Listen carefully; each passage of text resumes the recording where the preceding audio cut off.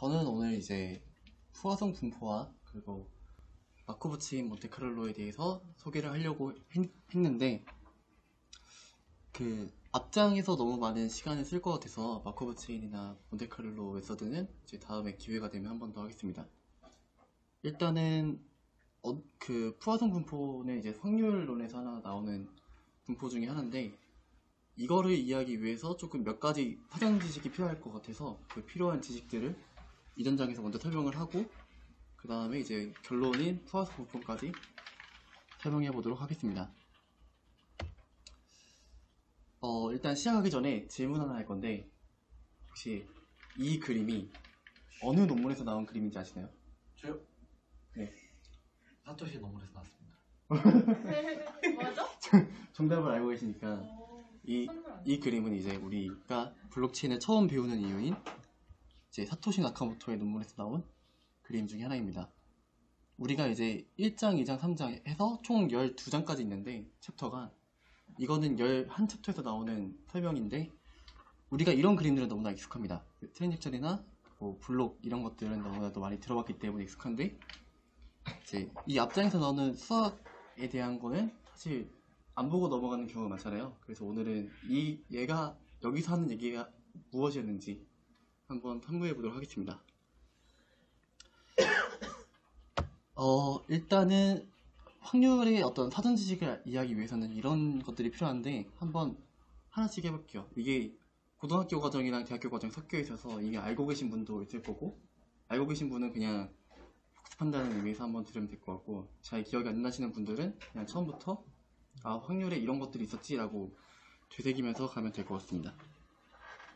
첫 번째, 우리가 이제 확률이라고 정의하는 거는 그 분모와 분자가 있는데 분모에는 이제 발생할 수 있는 모든 경우의 수가 들어가고 분자에는 특정 사건이 발생한 개수가 들어갑니다. 우리가 주사위를 굴렸을 때 이제 앞자리가 3이 나올 확률은 주사위의 전체 면인 6개 분의 1 이렇게 계산을 하죠. 그래서 우리가 이제 경우의 수를 구하는 게 되게 중요한데 왜냐면은 확률의 정의 자체가 어떤 경우의 수분의 경우의 수이기 때문에 경우의 수를 계산하는 게 굉장히 중요합니다. 첫 번째는 이제 뭐 수열인데 n개의 원소를 나열하는 경우의 수를 구하는 방법은 그냥 단순하게 n 팩토리얼을 하면 됩니다. 이거를 좀 직관적으로 이해하기 위해서 아래처럼 순열에 대한 트리를 구성하기도 하는데 이 아래에 있는 그림은 이제 ABC라고 하는 3개의 문자를 그 나열하는 경우의 수를 나타냅니다.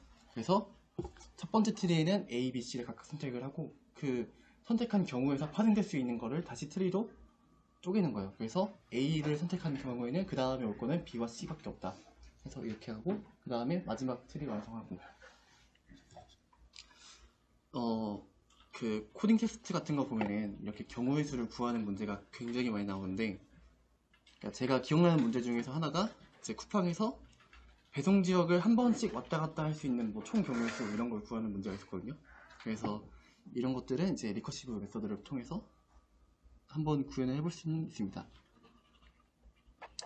이제 순열에서 조금 더 상황을 복잡하게 하는 게 이제 n개 중에서 r개를 뽑아서 나열하는 경우의 수인데 이제 만약에 A, B, C가 있는데 이 3개를 전부 다 나열하지 않고 이 중에 2개만 내가 나열하겠다 라고 한다는 의미는 이 전체 트리에서 전체 맨 아래쪽에 있는 개수를 쓰는 게 아니라 이제 중간에 있는 서브 트리의 개수를 쓴다 이렇게 이해하면 될 것 같아요. 그래서 이제 n 팩토리얼인데 이제 r 플러스 1까지 r은 우리가 여기서 말하는 r은 우리가 뽑을 개수를 말합니다. 그래서 이 식을 그냥 정리를 하면은 이제 이렇게 npr은 뭐 n-r 팩토리얼 분의 n 팩토리얼 이렇게 정리를 할 수 있습니다. 그 다음에 이제 조합인데 조합은 순열과는 다르게 순열은 순서 상관 이씨 나열하는 경우의 수인데 조합은 이제 순서 상관없이 조합할 수 있는 경우의 수를 말합니다. 예를 들어서 우리가 A, B, C, D를 나열하는데 그 중에 3개를 뽑아서 조합하는 경우의 수라고 하면은 이제 A, B, C와 그리고 A, C, B 순서는 다르지만 조합은 같다 이렇게 이해를 하면 돼요. 그래서 어떤 직관적으로 그냥 수식을 이해하는데 어떻게 표현하냐면은 그냥 NPR 분의 순열분의 순열이 이제 들어가고 거기에다가 이제 나누기 r 팩토리얼을 한 번 더 해줍니다. 여기서 r 팩토리얼은 이제 그 n개 중에서 r 3개를 뽑았으니까 이 3개의 순서에 관한 어떤 경우의 수를 다시 한번 나눠주는 거예요. 왜냐면 우리가 순서 상관없이 뽑는 조합을 쓰니까. 그 다음에는 이제 뭐 시행에 관한 내용이 나오는데, 시행은 우리가 어떤 확률적인 결과가 나오는 행동을 여러 번 했을 때 구하는 확률을 말합니다. 이것도 마찬가지로 이렇게 트리 구조로 표현할 수 있는데, 여기서 나오는 그림은 동전을 내가 튕겼을 때 전부 앞면이 나올 확률을 계속 이렇게 트리로 표현을 한 거예요. 그래서 문제의 예시가 동전을 4번 던져서 모두 앞면이 나올 확률이라고 되어 있는데, 이 전체에 나올 수 있는 경우의 수 트리 중에서 4번 다 앞면이 나올 경우의 수는 딱 맨 위에 있는 거 하나밖에 없습니다. 그래서 확률은 이 전체 서브 트리 개수 분의 맨 위에 있는 이 하나, 그래서 16분의 1 이렇게 표현을 하는데, 이제 간단하게 그냥 2분의 1 곱하기 2분의 1 곱하기 2분의 1 곱하기 2분의 1 곱하기 해서 16분의 1 이렇게 계산을 할 수도 있습니다. 이제 그 다음에는 독립시행인데, 독립시행은 이제 독립사건인 A를 총 n번 시행했을 때 이게 R번 발생할 확률을 구하는 문제에서 이용이 됩니다. 예를 들면은 우리가 주사위를 4번 굴렸을 때 눈금이 5가 나오는 사건이 딱 2번 발생했을 확률, 그러니까 1번도 아니고 3번도 아니고 딱 2번 발생했을 확률을 구하는 문제인데, 이제 이 문제를 조금 간단하게 해석을 해서 총 4번 중에서 앞에 2번이 5가 나왔고 뒤에 2번 던지는 시행이 5가 나오지 않을 확률을 구할 수가 있어요.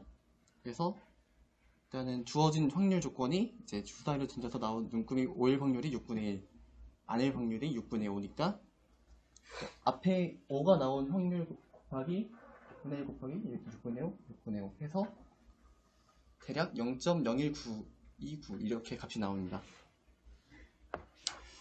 근데 이제 이 조건에서 하나를 더 추가해야 되는데, 이게 우리가 구하고자 하는 거는 전체 4번 중에서 2번이 나올 확률이잖아요. 근데 이게 꼭 앞에 2번만 나올 리가 없고, 그러니까 내가 1번인데 3번 나올 수도 있고 1번인데 마지막 4번에서 나올 수도 있고, 그래서 이거를 조합의 문제로 풀어서 앞에 이제 조합 시간 하나 더 추가를 해줍니다. 그래서 위의 식을 정리하면은 아래처럼 이제 다시 바꿔서 표현할 수 있어요. 그래서 이게 이 괄호가 원래 우리가 고등학교 때 NCR이라 배웠는데, 보통 해외에서는 그냥 이렇게 표현한다 하더라고요. 이게 앞에 부분의 조합이고, 그리고 P의 R승이 내가 R이라고 하는 거는 내가 몇 번 나오는지 궁금할 때 그 R, 이고 P는 우리가 성공할 확률이고, 그리고 Q는 성공하지 않을 확률. 그래서 1-P가 됩니다.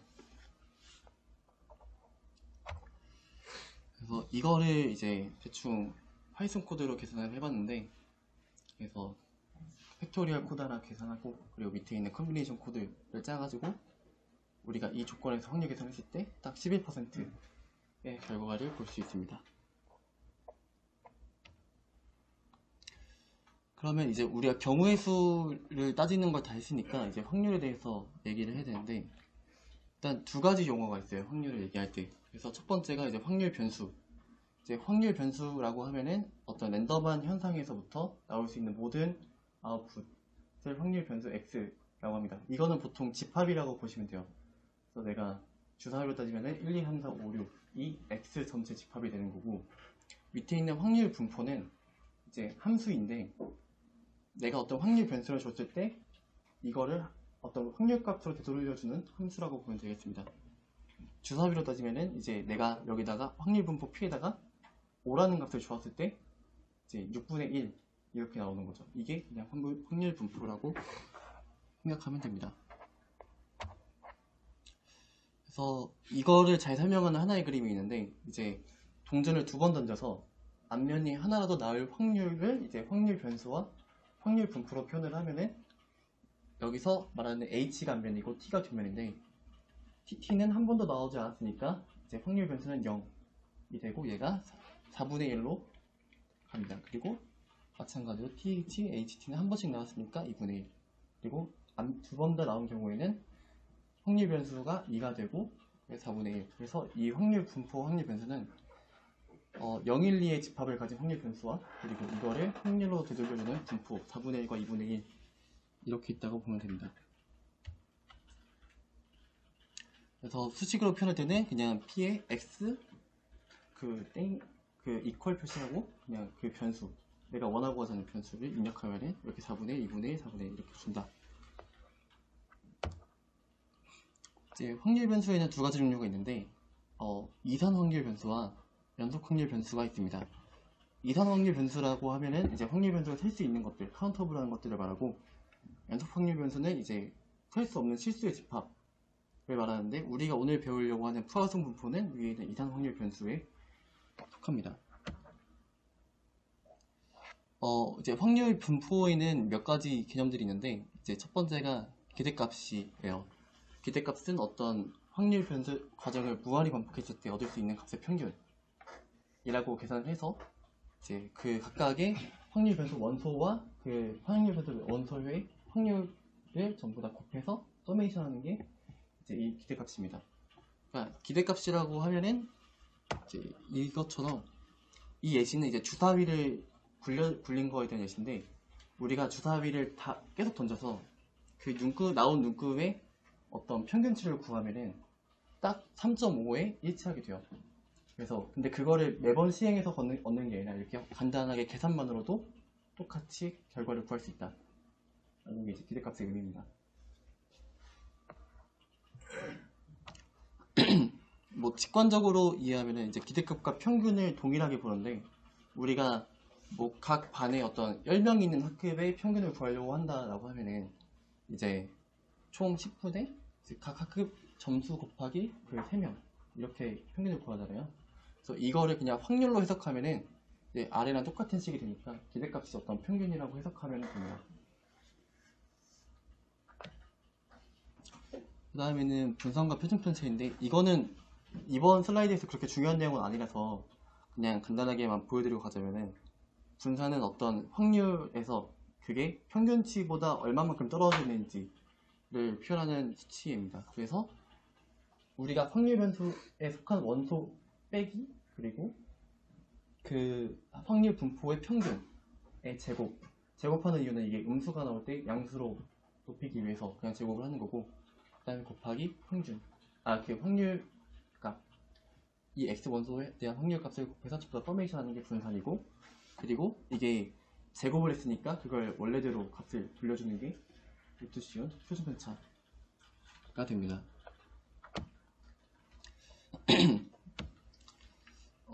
이제 분포에 대해서 얘기할 건데 어떤 우리가 확률 분포를 봤을 때 이 그래프의 모양을 보고 우리가 이름을 정한 게 있어요. 뭐 예를 들어서 어떤 배 모양 같은 경우는 중계 분포다 이렇게 말을 하는 경우도 있고 근데 그 중에서 이제 베르노이 분포는 딱 확률 변수 x가 1과 0밖에 없는 집합인데 이게 성공과 실패를 나타내는 걸 이제 베르노이 분포라고 말을 합니다. 그래서 우리가 어떤 그 확률 분포의 모양이 어떤 분포를 따른다라고 그걸 표시하는 게 이렇게 수학식으로 표현할 수 있고 그래서 이 아래 그림이 이제 대표적인 베르노이 분포에 대한 내용인데 어떤 성공할 확률이 60%인 경우 실패할 확률이 60%인 경우와 성공할 확률이 40%인 경우의 분포를 그래프를 표현한 게 이제 이렇게 됩니다. 그래서 뭐 이렇게 그냥 간단하게 식으로 정리할 수 있는데 그렇게 중요한 내용이 아니니까 일단 넘어갈게요. 그 다음에는 이제 우리가 고등학교 때 배우는 이항분포에 대해서 얘기해 보겠습니다. 이번엔 특별히 우리 블록체인에 대한 그 예시를 섞어서 말을 할 건데 이항분포라고 하면은 총 n번의 시행 중에서 사건 A가 발생하는 횟수가 확률 변수인 분포를 말한다 가 돼요. 그러니까 사건 횟수가 확률 변수라는 말은 그 집합 X라고 하는 그 집합의 원소가 그 어떤 사건이 발생하는 횟수가 되는 확률 분포를 그냥 단순히 이항분포라고 말을 합니다. 그래서 이렇게 한번 예시를 정해봤는데 블록체인에서 블록이 발견되는 사건을 A라고 정의를 하고 이 1시간 동안에 발생하는 횟수가 확률 변수 X다 라고 해볼게요. 그리고 우리는 이 확률을 구할 수 있는 확률 분포 P가 있어요. 그러면 아래처럼 그냥 함수에다가 대입을 해가지고 P에 한 번 발생한 확률을 구할 수 있고 P에 두 번 발생한 확률을 구할 수 있습니다. 그래서 이거를 우리가 프로그래밍 언어에서 그냥 함수처럼 이해를 해도 돼요. 어떤 함수인 확률 분포가 있는데 내가 거기다가 대입만 하면은 그거에 대해서 발생할 확률을 구해다 준다 라고 이해하면 되겠습니다. 좀 더 실질적인 예시를 가져와서 우리가 이제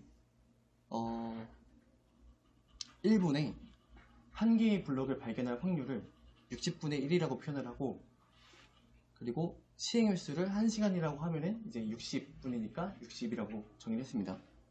그러면 우리가 1시간 동안에 한 개의 블록을 발견할 확률은 아까 독립시행에서 봤던 것처럼 조합의 개수 곱하기 발견할 확률과 발견하지 않을 확률의 59승 이렇게 계산할 수 있거든요. 그래서 이제 이렇게 계산을 할 수 있는데, 이 계산 결과가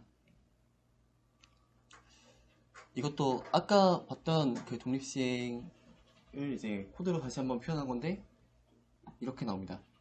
그래서 i의 블록을 발견하지 않을 확률은 36%고 하나의 블록을 발견할 확률은 37% 이렇게 분포로 나타낼 수 있어요. 그래서 쭉쭉쭉 나가서 6개의 블록을 발견할 확률은 뭐 0.4% 이렇게 계산을 할 수 있습니다. 혹시 여기까지 뭐 이해가 안 되는 내용 있나요?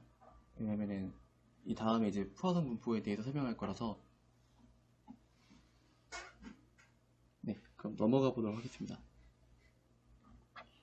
근데 이제 이거를 이항 분포를 식을 정리를 하면은 이렇게 표현할 수 있어요. 컨비네이션에 그리고 그 독립시행 조합식으로 표현할 수 있는데, 여기서 말하는 n 컴마가 이제 우리가 얘기하고 하자는 시간이 되고, 이제 r은 발견한 횟수, 그리고 p가 확률, 이렇게 표현을 할 수 있습니다. 이제 푸아송 분포를 얘기할 건데, 푸아송 분포는 이항 분포에서 파생된 애 중에 하나예요. 그래서 제가 이 푸아송 분포를 보고 평가한 내용이 이건데, 기대값만 가지고도 확률을 계산할 수 있는 마법의 도구가 됩니다. 그래서 이걸 마지막에 식을 다 정리해보면 이 말이 무엇인지 이해할 수 있을 거예요. 아까 우리가 이렇게 계산했었는데, 그 블록을 발견한 확률을, 근데 사실 이거는 조금 정확한 수치는 아니에요. 왜냐면은 우리가 1분에 한 개의 블록을 발견할 확률 이렇게 60분의 1로 했는데, 한 개가 아니라 동시에 두 개를 발견할 수 있는 거잖아요. 1분이라고 하는 그 시간 동안. 그래서 이거를 사실 조금 더 정교하게 만들어야 돼요.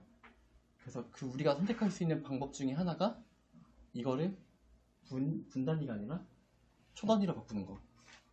그래서 이제 60분을 이제 다 초로 바꿔서 이렇게 식을 바꿀 수가 있습니다. 이렇게 식을 바꾸는 확률을 똑같이 이제 표현해봤는데, 사실 어느 정도 비슷하죠. 값은 조금 다르긴 하지만. 근데 이제 사실 이것도 수학적으로 말하면 엄밀하게는 좀 정확한 확률은 아니에요. 왜냐면은 1초에 두 번 발생할 수 있으니까. 그렇다고 우리가 밀리세컨드 단위로 쪼갤 수는 없는 거잖아요. 이제 여기서 푸아송 분포가 나타납니다. 그러니까 식은 되게 간단한데, 어떻게 보면은 이제 이 이항 분포 식을 이제 아래와 같이 식을 바꿔서 이제 P와 P를 이걸 다 확률로 바꾼 거거든요. 이렇게 표현을 한 다음에 단순하게 n을 그냥 리미트로 보내버리는 게 이제 푸아송 분포의 정의입니다. 이 리미트로 보낸다는 거는 극한으로 이제 무한대로 보낸다는 거는 어떤 수많이 작은 시간을 다룬다는 의미라 생각하면 될 것 같아요. 그래서 우리가 1분에 두 개가 발견될 확률도 있기 때문에 이걸 시간을 다 쪼개서 무한하게 작은 시간을 다룬다 라고 이해하면 됩니다. 그래서 이 극한에 취한 이 식을 정리를 하면은 이렇게 쭉쭉쭉쭉 해서 마지막에 이렇게 나오거든요.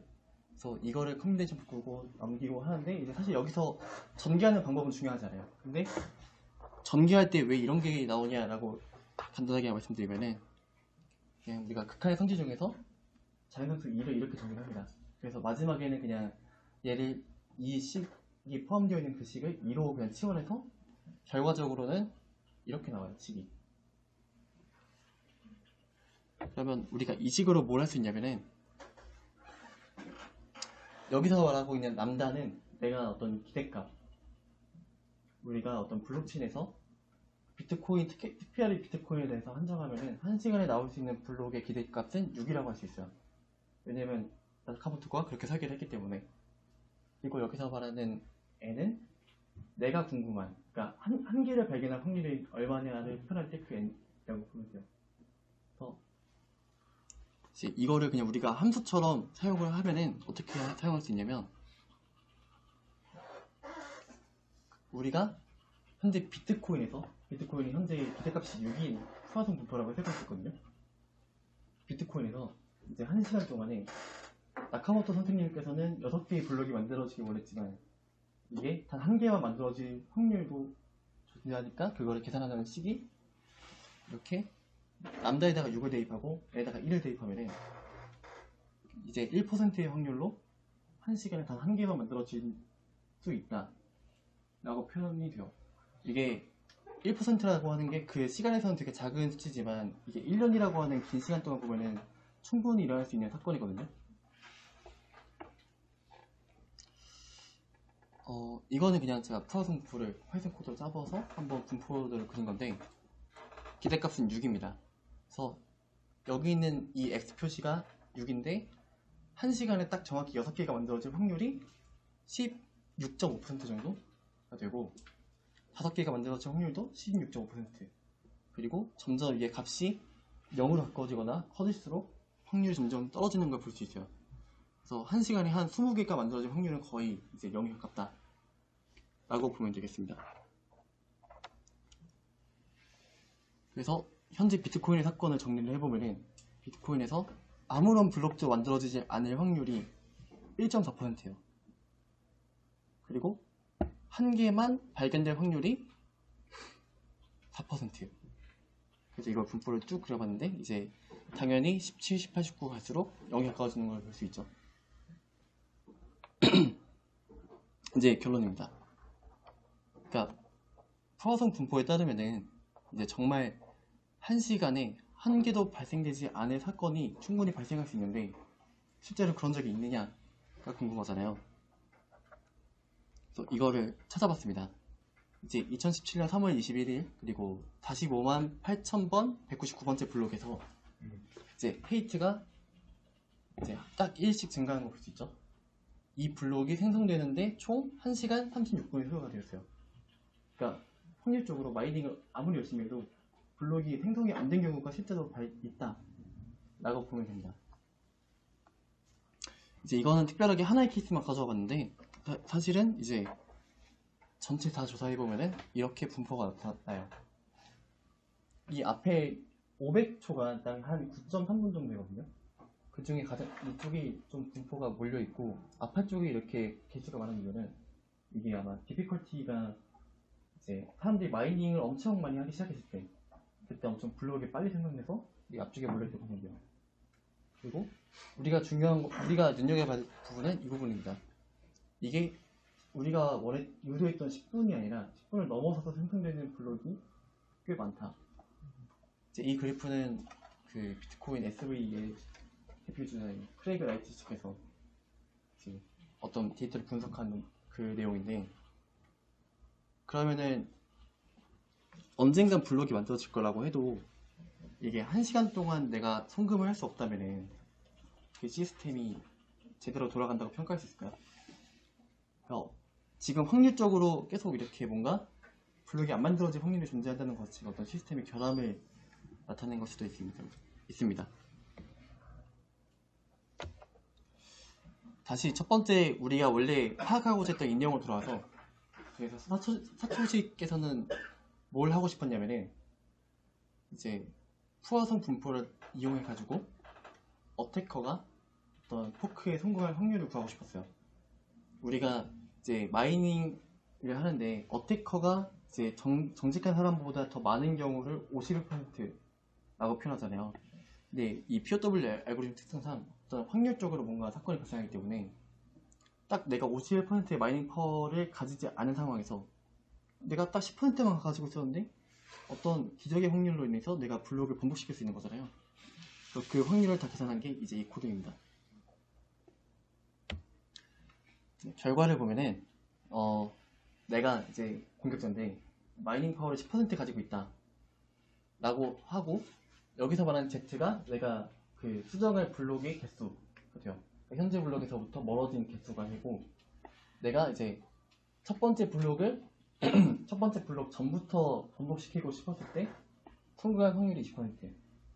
그리고 이제 10번째 전부터 블록을 번복시키려고 할 때 좀 작죠. 그리고 내가 공격하는 사람의 마이닝 파워가 10%에서 30% 올라가면 이렇게 확률이 점점 더 올라가는 걸 볼 수 있습니다.